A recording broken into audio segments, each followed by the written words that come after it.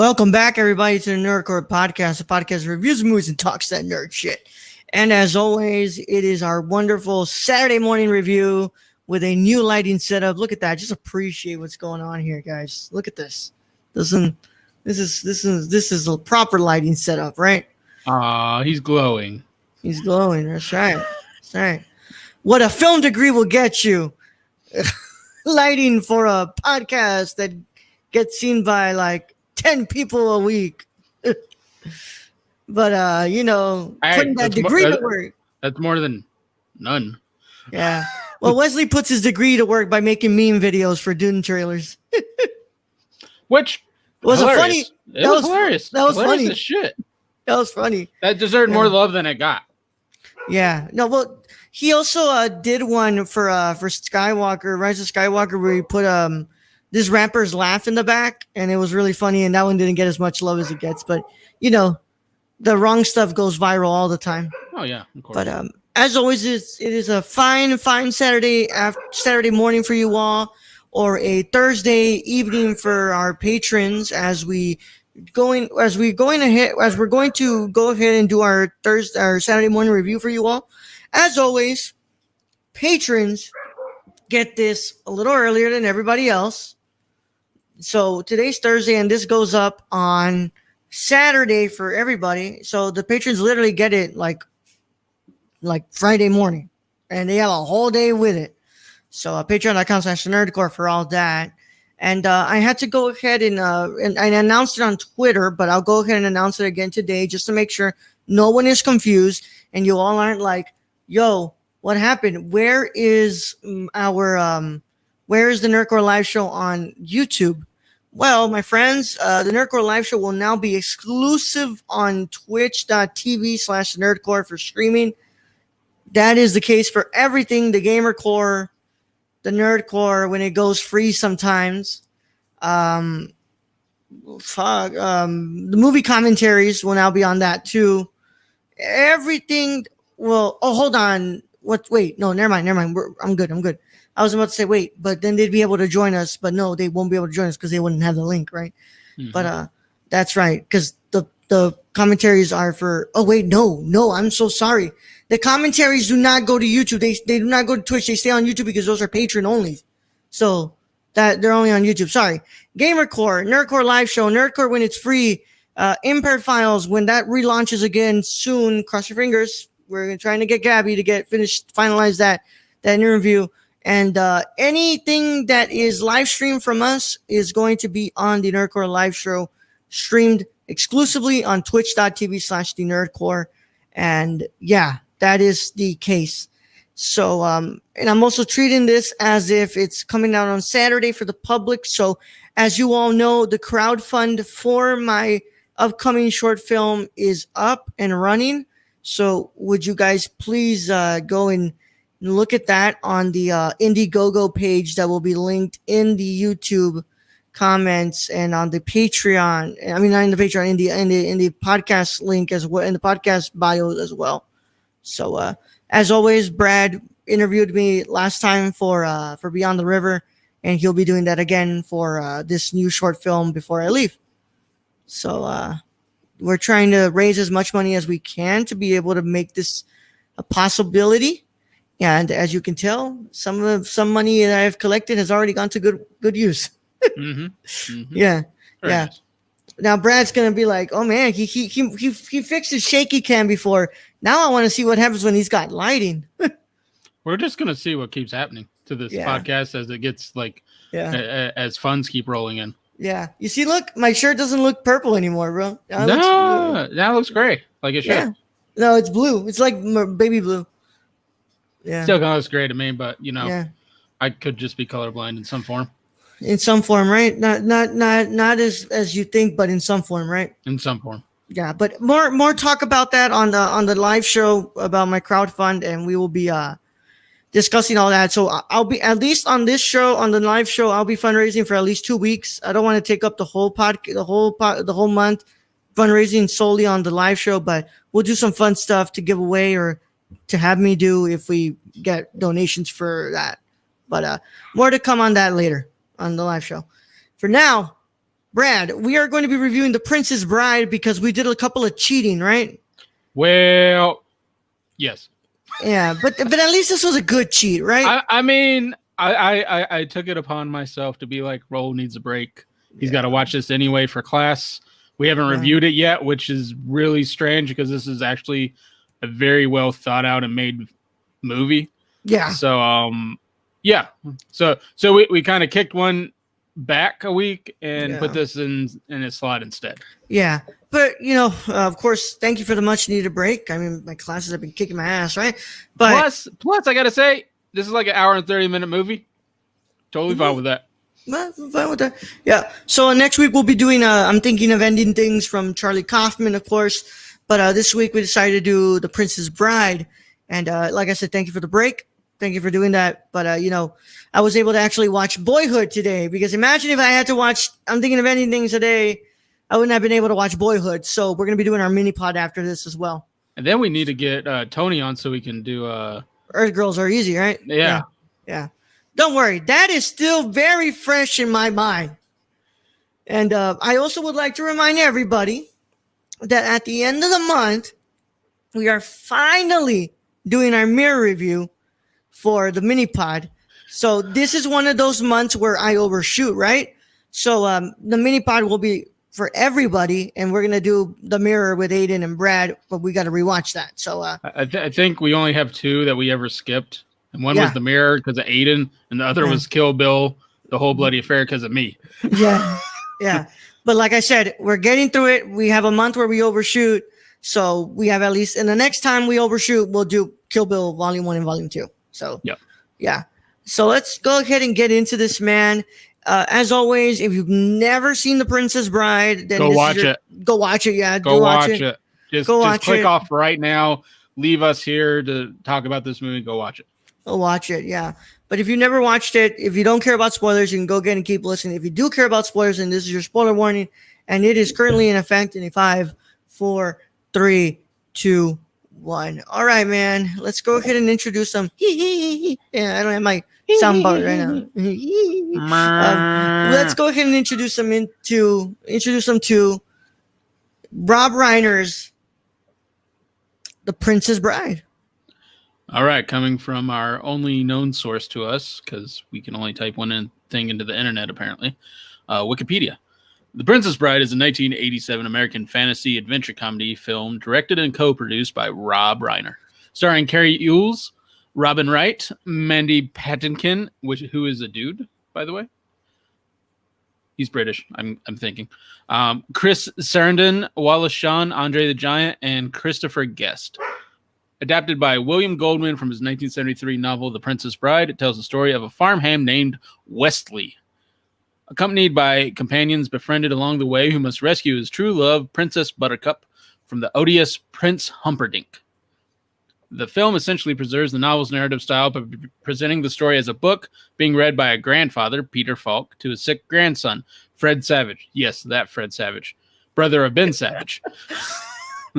The film was first released in the United States on September 25th, 1987. Yes, I was born. And was well received by critics at the time, but was only a modest box office success. Over time, the film has become a cult film. The film is number 50 on the Bravo's 100 Funniest Movies, number 88 on the American Film Institute's AFI's 100 Years, 100 Passions list of the 100 Greatest Film Love Stories, and 46 in Channel 4's 50 Greatest Comedy Films list.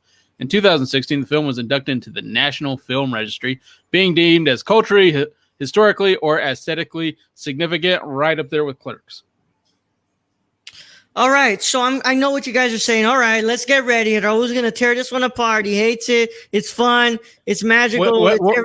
What y'all don't know is that I already checked his letterbox. I've seen it. Yeah. You guys are like, let's get ready. Raul hates this, right? Because it's fun. It's goofy, whatever. I love this movie, man. I love this movie. I love that this movie is so timeless to me. It's such a classic in every sense of the word because of how beautiful the story is. And every time I watch this, I kind of gravitate to something different each time. Like I watched this when I was like, I think in middle school. And I was gravitating more to like the, the fantastical elements because Raul was just so obsessed with Lord of the Rings back then, and still kind of am. But I was always gravitating towards that. But now as an adult, I watch this and I just gravitate to the story of the grandfather spending time with his grandson and reading to him because he's sick, and all those times that the grandson would just stop it, or the grandpa would stop telling the story because he saw that the grandson was getting scared because of the horror elements in it and stuff. Like, this movie is just fantastic to me. I love it. Yeah. I mean, I honestly think this is the first time I've watched this movie fully. Like, yeah. I've seen like so many clips of this fucking movie. Yeah, like that. I've seen that. I've seen so many clips of this movie. I feel like I've seen this before, but I don't know. I don't know if I've seen it like in its totality. Yeah, but I've seen so many clips of this movie. It feels like I'd seen this movie before. I mean, it's one of the most heavily quoted exactly films in pop culture. It's inconceivable. Inconceivable. As you wish, right? As you wish. As you wish. Which I gotta say, the script in this is smart. It's a smart movie. It's smart. An absolutely smart movie, and that's what I really like about it is the dialogue in this. I don't know. I think it's what just draws me to Tarantino and the likes is just the dialogue, and this one just hits every time. Sorry, that's what the fuck are you doing? Well, I mean, I have this in autofocus, bro. Okay. I don't know what's going on here. Here, let me just. Do you need us to wait on you? Make it so. There we go. But yeah, no, I agree, Brad. I think this film is beautifully written. I think that there's just like the comedy is just so beautiful, like so smart, and just like all these different like jokes that they put in there. Like one of my favorites is when they go to the doctor who's like, oh, why are you bringing him to me? I'm usually the one who kills people. And he's like, well, no, he's already dead. He goes, all right, cool. All right, come in. Yeah. Go in. Or, what's the difference between being dead and actually dead? He goes, well, if you're dead, you can change it. You can check his pockets for change. But if he's actually not dead, then you really can't do that. And this is another thing. Most of the time with comedy movies, they don't stand the test of time. This movie is 33 years old. Yeah. And some of y'all haven't been alive for like 20. Probably listening to this. So if you think about that, this movie's 33 years old and it still hits. It's still funny. There's no like, because it's a fantasy realm, you don't get pop culture references. There's no pop culture references in this. It's just really funny shit. Like, can you throw me the rope? Like, okay, like I'm impatient. Yeah. Yeah, or it's those aren't even the word. Like, you keep saying that word. I don't think you know what that means. Inconceivable. My name is Inigo Montoya. You killed my father. Prepare to die. Which you find that hilarious until the very moment he faces the guy he's gonna kill. Yeah. Also, Brad, yes or no? Does the Spaniard not look like Pedro Pascal with longer hair? If they make a remake of this movie, they need to have Pedro Pascal, what's it called, grow his hair because he looks identical.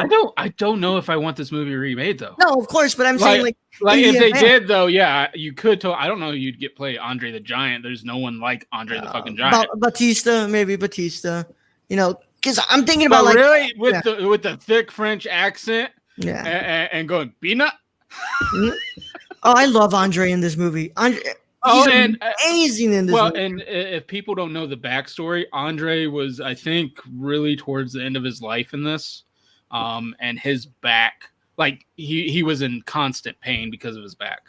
And the scene where he catches Princess Buttercup, they actually had her on wire and having her land more softly just because he could barely stand. So the fact you can't tell that from him in his acting, Andre, to me, I really think Andre wanted to do this role and wanted to do his best in it. And he put on a great show, even though he was going through a shit ton of pain. And, there's some actors out there, rest in peace, Chadwick Boseman, just got to bring that up, that it's the same thing. You don't know what they're going on in the background because they're hiding it so well. Yeah, and it's just it's crazy how just great of a performance he puts in here. Like I just every moment that Andre's on screen, I'm just kind of just smiling so much, and I'm like, man, I love that this guy is just like just those liners like a peanut, like it's just like wow, Well, I love it. you have this big giant guy, no pun intended, and he has some of the funniest roles. Like the big giant guys generally don't get the funny roles. Yeah, And every line from his, like it made me laugh. It really did. mm-hmm. Yep, I love this movie. I also like I got to be real frank about like even the way they kind of get away with the kills, like he like what's it called? Ingi Montoya just stabs him right, and they're like, oh. Yeah, well, like he stabs him in one arm and the other, and then fully, and but again, it's coming, and you got to remember this is a grandfather reading his grandson the story. Yeah, so it's not supposed to get like absolutely horribly bloody. Yeah.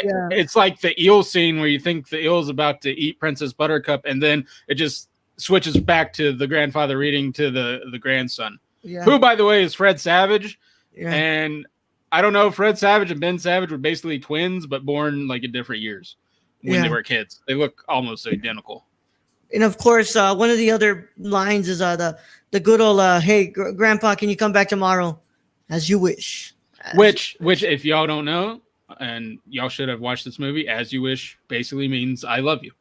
Yeah, and there's one thing, of course, every single time I rewatch this film, I can't help but get emotional because, of course, the grandfather's not with us. The actor, he passed away a long time, I think in 2011. But just like I said, like watching this older, I'm like I gravitate towards that part of the film more, and I love the fantastical elements as well. But I still love the. I think you gravitate more towards the whole friendship aspect of it, and that kind of that love aspect, and he's willing to go beyond like even death to make sure the love of his life is okay. Yeah. What about what's it called? The Billy Crystal. You can't outsmart a Sicilian. Dude, I want him. I want him in his own movie. Yeah. Him and his wife just yelling at each other for like 2 hours. That's all I want in life. Love it. Throw Al Pacino in there doing a Dunkin' Donuts commercial. Oh man, it's amazing, bro. I love it. But this movie we had to watch it for class, and I just now you gotta explain to me, why did you have to watch this particular movie for class? What was the aspect of it?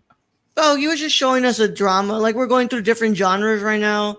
So like the first movie we watched was Scarface 1939, or I can't remember the year. And he was like, okay, we're gonna watch a gangster film, like pre-code gangster film, and see how different it is compared to now. And like, here I'm gonna give you guys a drama. And we watched it, and then he gave us like prompts to talk about in class. So I mean, but this is, I guess it counts somewhat of a drama. Yeah. It's a very light drama if it is. Yeah. It is a comedy. Yeah. I mean, and it's directed by Rob Reiner and produced by Rob Reiner, and Rob Reiner meant for it to be a comedy. No, of course. Rob Reiner, responsible for a lot of the really good comedies. I mean, hell, he did when Harry Met Sally, right? Like Stand By Me and all those other films. Like, he's done great stuff. So, well, and that comes from the great comedic background of his father, Carl Reiner. Mm-hmm. Who we just recently lost this year. So there's another blow from 2020. Yeah. But I gotta say, man, this film, like I said, everybody at one point has watched this film. Whether you remember it, that is the question. Because I remember watching this in middle school. I can't remember a damn thing, bro. I was like, yo, at one point I was which is not true. You remember quotable shit on this. Yeah, like quotable. Marriage is what brings us together today. Like everybody fucking remembers that. I remember that. Yeah. I was quoting that on my wedding day. Marriage is what brings us together today. So it's like there are hurry up and say it for man and wife.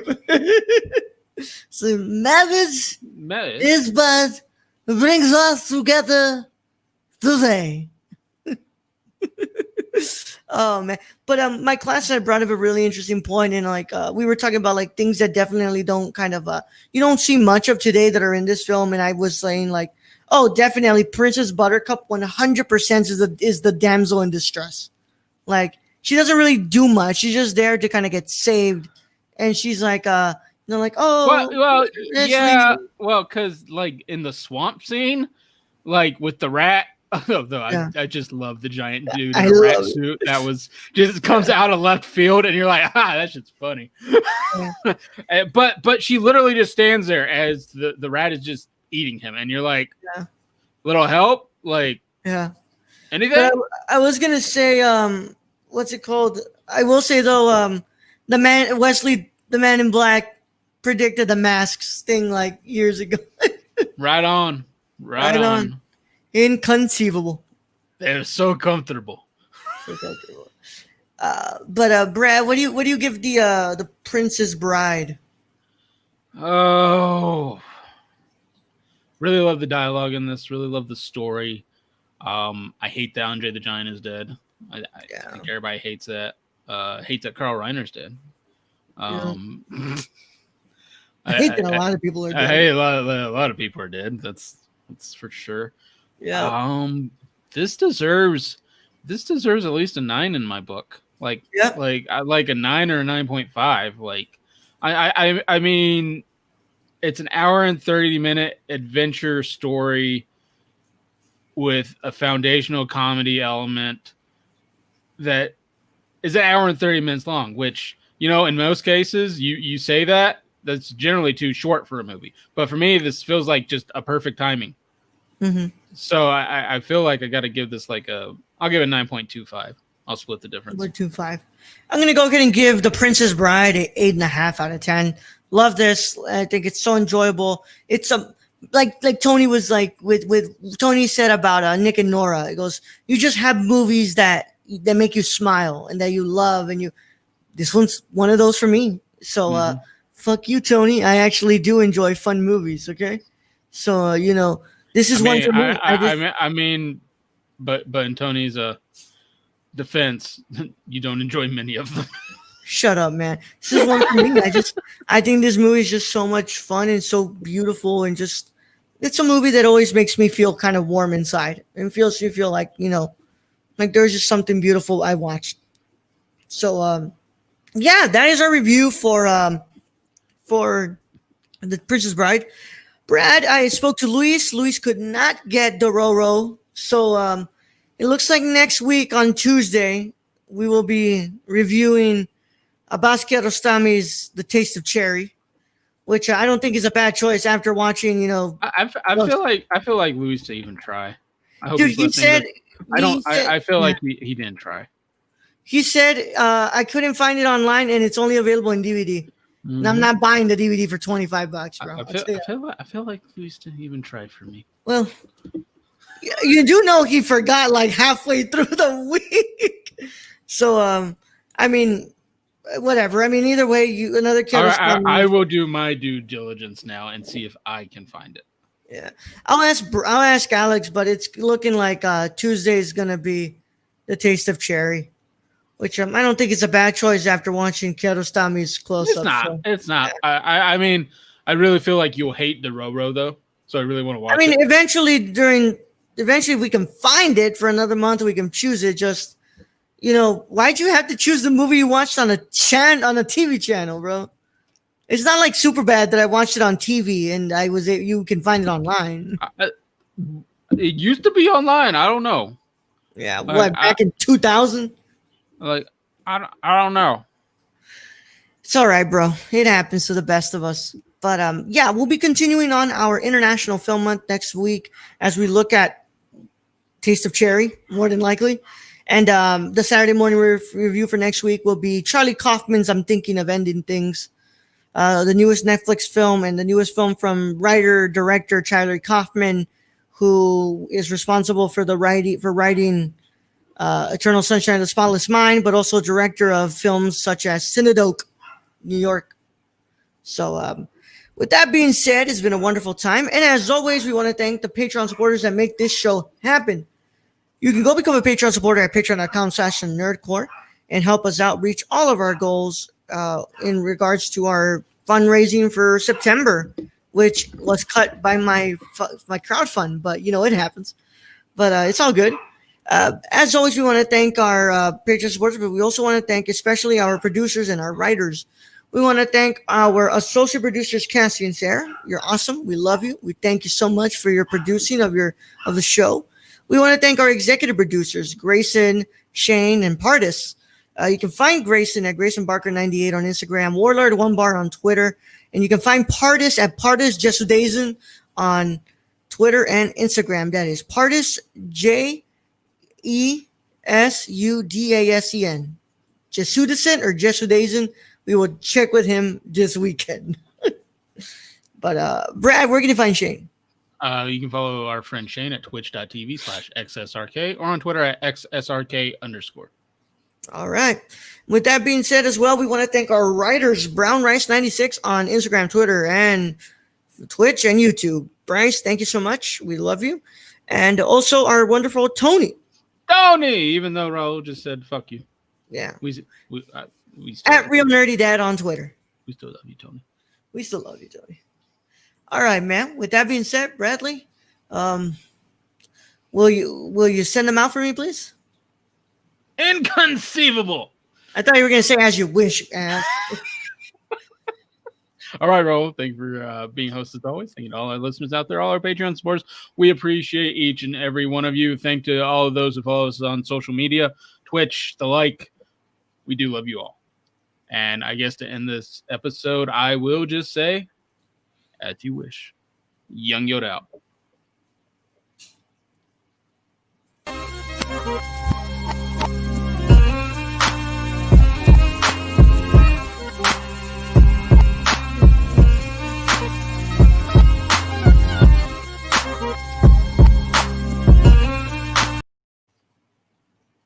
Yes, I know that's the wrong list, but guess what? I changed PCs.